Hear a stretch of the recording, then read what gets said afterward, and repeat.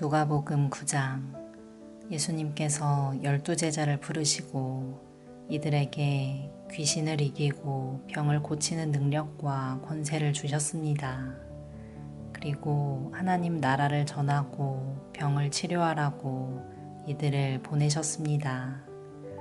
예수님께서 말씀하셨습니다. 여행을 위해 아무것도 챙기지 마라. 지팡이나 가방이나 또는 빵이나 돈이나 챙기지 마라. 옷도 두 벌을 준비하지 마라. 어느 집에 들어가든지 떠날 때까지 그 집에 머물러라. 만일 너희를 받아들이지 않으면 그 마을에서 나올 때 내 발에서 먼지를 털어버려라. 이것이 그들에게 경고하는 증거가 될 것이다. 제자들이 떠나 온 마을을 두루 다니면서 복음을 전파하고 가는 곳마다 사람들을 고쳐주었습니다. 분봉왕 헤롯은 일어나는 모든 일을 듣고 매우 혼란스러웠습니다. 그것은 어떤 사람들은 세례자 요한이 죽었다가 다시 살아났다고 말하고 어떤 사람들은 엘리야가 나타났다고도 하고 또 어떤 사람들은 옛 예언자 중의 하나가 다시 살아났다고도 하였기 때문이었습니다. 헤롯이 말했습니다. 내가 요한의 머리를 잘랐는데 이런 소문이 들리는 그 사람은 누구인가? 헤롯은 예수님을 한번 만나보려고 하였습니다. 사도들이 돌아와서 자기들이 했던 모든 일들을 예수님께 말씀드렸습니다. 예수님께서 제자들을 데리고 벳세다라고 불리는 마을로 가셨습니다. 사람들이 이 사실을 알고 예수님을 따라왔습니다. 예수님께서 이들을 반기시며 하나님 나라에 대해 말씀하셨습니다.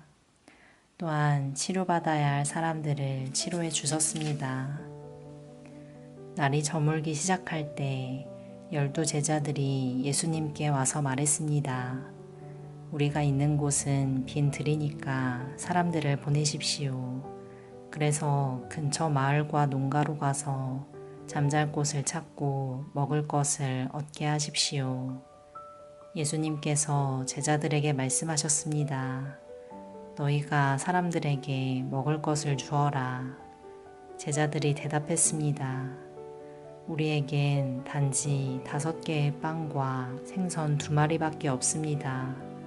가서 이 모든 사람들을 위해 음식을 사지 않으면 안 되겠습니다. 사람들은 남자들의 수만 약 5,000명 정도 되었습니다. 예수님께서 제자들에게 사람들을 50명씩 무리지어 앉게 하여라 하고 말씀하셨습니다. 제자들이 예수님의 말씀대로 사람들을 앉게 하였습니다. 예수님께서 빵 5개와 생선 2마리를 들고 하늘을 우러러보며 감사기도를 하셨습니다. 그런 후에 제자들에게 떼어주며 사람들 앞에 내놓도록 하셨습니다. 사람들이 모두 먹고 배가 불렀습니다. 또한 남겨진 조각들을 모으니 12바구니에 가득 찼습니다. 예수님께서 홀로 기도하고 계실 때였습니다. 예수님께서 함께 있는 제자들에게 물으셨습니다. 사람들이 나를 누구라고 하느냐? 제자들이 대답하였습니다. 세례자 요한이라고 합니다. 어떤 사람들은 엘리야라고도 합니다. 또 어떤 사람들은 옛 예언자 중의 하나가 다시 살아났다고 합니다. 예수님께서 제자들에게 말씀하셨습니다. 그러면 너희는 나를 누구라고 하느냐? 베드로가 하나님의 아들 그리스도이십니다. 라고 대답했습니다. 예수님께서 제자들에게 이 사실을 아무에게도 말하지 말라고 엄히 말씀하셨습니다. 인자가 많은 고통을 받고 장로들과 대제사장들과 율법학자들에게 배척을 받아야 한다. 또한 죽임을 당한 후 3일째 되는 날에 다시 살아날 것이다. 예수님께서 모두에게 말씀하셨습니다. 누구든지 나를 따라오려거든 자기를 부인하고 매일 자기 십자가를 지고 나를 따르라. 자기의 생명을 건지려고 하는 사람은 잃을 것이다. 그러나 나를 위해 자기 생명을 잃는 사람은 자기 생명을 건질 것이다. 만일 이 세상을 모두 얻고도 자기를 잃거나 빼앗기면 무슨 유익이 있느냐? 누구든지 나와 내 말을 부끄러워하면 인자도 자신의 영광과 아버지의 영광과 거룩한 천사의 영광으로 올 때 그를 부끄러워할 것이다. 내가 진정으로 말한다. 여기 서 있는 사람 중에 몇 사람은 죽기 전에 하나님의 나라를 볼 것이다. 이 말씀을 하신 지 8일 뒤에 예수님께서 베드로와 야고보와 요한을 데리고 기도하러 산으로 올라가셨습니다. 예수님께서 기도하시는 동안 얼굴 모습이 변하고 옷이 하얗게 빛났습니다. 그때 두 사람이 예수님과 함께 이야기를 하고 있었습니다. 이들은 모세와 엘리야였습니다. 그들은 영광스러운 모습으로 나타나 예루살렘에서 이루실 예수님의 죽음에 대해 말씀을 나누고 있었습니다. 베드로와 같이 있던 다른 제자들이 잠을 이기지 못하고 졸다가 깨어났습니다. 그리고 예수님의 영광을 목격하고 다른 두 사람이 예수님과 함께 서 있는 것을 보았습니다. 모세와 엘리야가 떠나려고 하자 베드로가 예수님께 말씀드렸습니다. 선생님, 우리가 여기 있는 것이 좋겠습니다. 저희들이 천막 셋을 세우겠습니다. 하나는 선생님을 위하여, 하나는 모세를 위하여, 또 하나는 엘리야를 위하여 말입니다. 베드로는 자기가 무슨 말을 하는지도 알지 못했습니다. 베드로가 이 말을 하고 있을 때 구름이 일어나서 그들을 뒤덮었습니다. 제자들이 구름 속으로 들어가게 되자 두려워하였습니다. 구름 속에서 소리가 났습니다. 이는 내 아들, 내가 택한 자이다. 그의 말을 들어라. 소리가 들릴 때 예수님만 홀로 서 계셨습니다.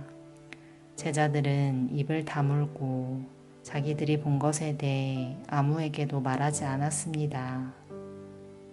다음 날 산에서 내려왔을 때 많은 사람들이 예수님을 맞이했습니다. 그 사람들 중에 한 사람이 예수님께 외쳤습니다. 선생님, 제 아들의 병을 고쳐주십시오. 하나뿐인 아들입니다. 악한 영이 아이를 사로잡으면 갑자기 아이가 소리를 지릅니다. 또 아이에게 경련을 일으켜 입에 거품을 물게 합니다. 그리고 아이에게 상처를 입히며 여간에서 떠나려고 하지 않습니다. 제가 선생님의 제자들에게 쫓아달라고 간청하였지만 그들은 할 수 없었습니다. 예수님께서 대답하셨습니다. 아, 믿음이 없고 삐뚤어진 세대여, 내가 얼마나 오랫동안 너희와 함께 있으면서 참아야 하겠느냐. 내 아들을 이리 데리고 오너라. 소년이 올 때 마귀가 그를 넘어뜨려 경련을 일으키게 하였습니다. 예수님께서 더러운 영을 꾸짖으시고 소년을 고쳐주셨습니다. 그리고 그 아버지에게 돌려보냈습니다. 사람들은 모두 하나님의 위대하심에 놀랐습니다. 사람들이 모두 예수님이 하신 일을 보고 놀라고 있을 때 예수님께서 제자들에게 말씀하셨습니다. 너희는 이 말을 귀담아 들어라. 인자가 사람들의 손에 넘겨질 것이다. 그러나 제자들은 이러한 예수님의 말씀을 이해하지 못하였습니다. 제자들이 이해하지 못하도록 그 뜻이 감추어져 있었습니다. 또한 제자들은 이 말씀에 대해 예수님께 묻기를 두려워하였습니다. 제자들 사이에 누가 가장 큰 자인가를 놓고 말다툼이 일어났습니다. 예수님께서 제자들이 마음속으로 무엇을 생각하는지를 아시고 한 어린이를 옆에 세우셨습니다. 그리고 말씀하셨습니다. 누구든지 내 이름으로 이런 어린이 하나를 맞아들이는 사람은 나를 맞아들이는 것이다. 또한 누구든지 나를 맞아들이는 사람은 곧 나를 보내신 분을 맞아들이는 것이다. 너희 중에 가장 작은 자가 가장 큰 사람이다. 요한이 대답했습니다. 선생님, 어떤 사람이 선생님의 이름으로 마귀를 내쫓는 것을 보았는데 그 사람이 우리와 함께 다니지 않으므로 그렇게 못하게 막았습니다. 예수님께서 요한에게 그를 막지 마라. 너희를 반대하지 않는 사람은 너희를 이롭게 하는 사람이다. 라고 말씀하셨습니다. 예수님께서 하늘로 올라가실 때가 가까워 오자 예수님께서는 예루살렘에 올라가기로 하셨습니다. 예수님께서 사람들을 미리 보냈습니다. 그들은 가서 예수님을 모실 준비를 하려고 어떤 사마리아 마을로 들어갔습니다. 그런데 마을 사람들이 예수님께서 예루살렘을 향하여 가시는 것을 반기지 않았습니다. 이것을 보고 예수님의 제자인 야고보와 요한이 말했습니다. 불이 하늘에서 내려와 이 사람들을 모두 태워버리라고 하면 어떻겠습니까? 그러나 예수님께서 그들을 꾸짖으셨습니다.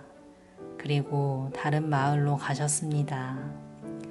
그들이 길을 가고 있을 때 어떤 사람이 예수님께 말했습니다. 선생님이 어디를 가시든지 저도 따라가겠습니다. 예수님께서 그에게 말씀하셨습니다. 여우도 굴이 있고 하늘의 새들도 둥지가 있다. 그러나 인자는 머리를 둘 곳이 없다. 예수님께서 또 다른 사람에게 말씀하셨습니다. 나를 따라오너라. 그러자 그 사람이 말했습니다. 먼저 제 아버지의 장례를 치르게 해주십시오. 예수님께서 그에게 말씀하셨습니다. 죽은 사람들에게 죽은 자를 묻게 하고 너는 가서 하나님 나라를 전파하여라. 또 다른 사람이 말했습니다. 주님, 저는 따라가겠습니다. 다만 먼저 가족들에게 작별 인사를 하게 해주십시오. 예수님께서 그에게 말씀하셨습니다. 누구든지 쟁기를 잡고 뒤를 돌아보는 사람은 하나님 나라에 알맞지 않다. 아멘.